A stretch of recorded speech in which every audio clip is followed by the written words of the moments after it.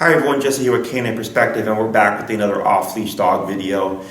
This one more so pertains to just off-leash dog etiquette, and I'm going to go ahead and let that clip play real quick just to give you a quick idea of what happened. Okay, we got an off-leash dog.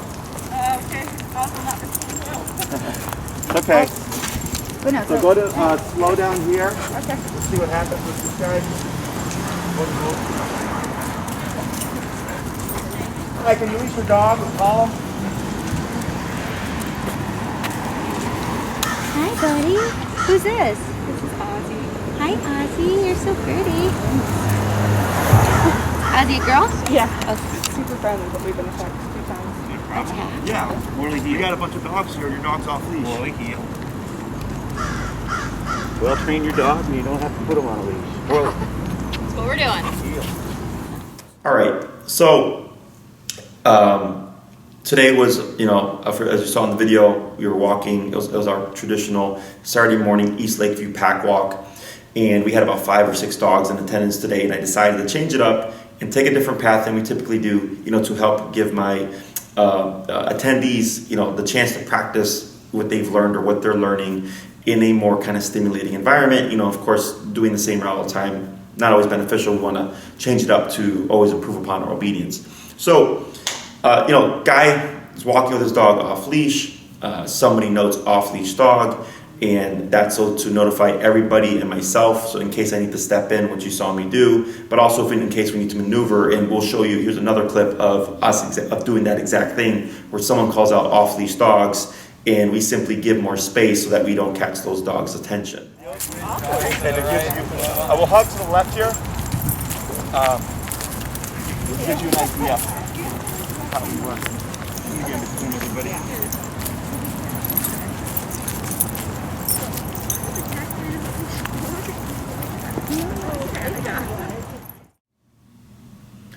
So, in this particular instance, with that older gentleman walking towards us, you hear me call out, "Can you leash up or call your dog?" I can't remember what happened just prior, but I think maybe his dog was a little bit loose or something, and instead of leashing his dog up, he says heel, and his dog comes into heel position. Now, I will say his dog was walking in correct position, in my opinion, a little bit too spaced out, but also he didn't have an e-collar. He didn't have any means of actual control over his dog. And as you can see, he was an older gentleman. He's walking with a cane. His mobility is not going to be the greatest. And the way the formation was, because his dog was in a traditional heel, was human, dog, dogs, other humans, right? So that dog-to-dog scenario there is very close quarters. And some of our dogs in attendance are reactive dogs. So it is my responsibility as the trainer and the person that is leading this pack walk to make sure that I take care and protect my attendees and their dogs. So I immediately run up to the front as I saw that he wasn't doing as I asked and leashing up his dog, and I put myself in the middle between him and his dog and the dogs and our attendees, right? And I'm following him along that line, and you hear him say something, I believe it was like, "Do you have a problem?" Right? So he didn't like the fact that I would have he probably thought I was following him or something. Really, I was body blocking, right? And yes, I'm following because I'm trying to prevent his dog from potentially going towards one of our dogs, because he had no means of control should his dog have done something. And if he had that dog approached the wrong dog, then it would have been a bigger problem.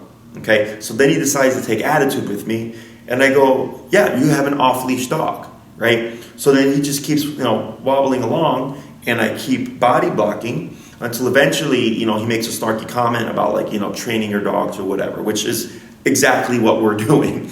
So you're going to come across this kind of ignorance, okay? You're going to come across this kind of ignorance. And do not, again, be afraid to speak up. Do not be afraid to step in for your dog. It is expected that you do so, okay? So I had no qualms with putting myself in that position. I didn't care at all about his opinion about what I was doing, because as you can see in the video, there's a part where his dog actually, I believe, gets distracted by me and breaks off of the leg, and he says heel to bring the dog back in, okay? Now, had I not put myself in that position, his dog may have done that very thing to one of our dogs, and that may have not been such a good situation. That's the thing. People don't see that part. Okay, people don't think about that part. They think, oh, my dog's friendly, everybody's gonna like my dog. And that is not how it works. Okay, so I stepped in. If his dog was super well trained, his dog would not have left his hip, period. There would have been no repeat of the heel command. It was heel, dog locks in, we keep moving, we pass by the dogs, and then, we go on about our way. His dog was not that well trained, okay? He just has an ego. So me walking my dogs off leash, if I saw something happening, or if I saw someone bringing in their dog because they see my dog's off leash, I would step aside, okay, and either leash my dogs or have my dogs go into a stationary position, give that person plenty of space to let them know, hey, I got everything under control, either by the leash or by the fact that I stepped aside. And when they see all the dogs respond, they go, wow, those dogs must be really well trained, and they're able to go, okay? Or I'll reaffirm for them, hey, it's okay, you can pass, okay?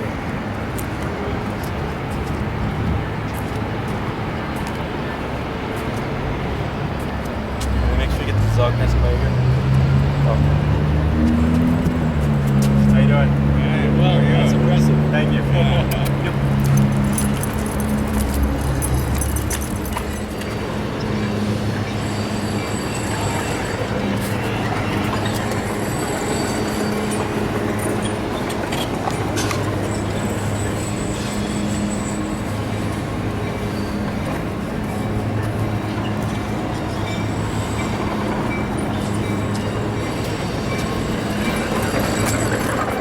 Okay, that's etiquette. Okay, that's dog leash etiquette. That's just being polite. That's common courtesy.